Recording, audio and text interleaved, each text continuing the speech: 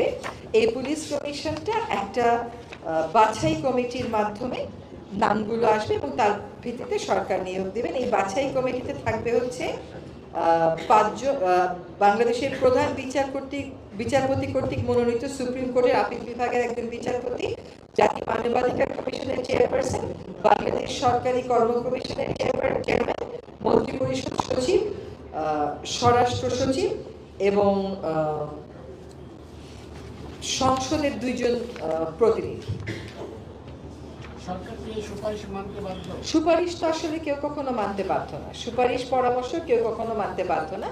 এটা হচ্ছে পুলিশের সাথে জনগণের একটা ব্রিজ করে দেওয়ার জন্য এই কমিশন। আর পুলিশের সার্ভিস প্রোভাইডের ক্ষেত্রে, মডার্নাইজেশনের ক্ষেত্রে, মানবাধিকার রক্ষার ক্ষেত্রে, পুলিশের পেশাগত যে সংক্ষোভগুলো আছে এগুলো নিরসনের ক্ষেত্রে পুলিশ বাহিনীর সাথে সরকারের একটা যোগসূত্র স্থাপন করে দেওয়ার কাজ হচ্ছে এই কমিশনের। এই কমিশন লার্জলি ফ্যাসিলিটেটিভ, শুধুমাত্র 2টা বিরোধ নিষ্পত্তির ক্ষেত্রে এই কমিটি আদেশ প্রদান করতে পারবে, নির্দেশ প্রদান করতে পারবে।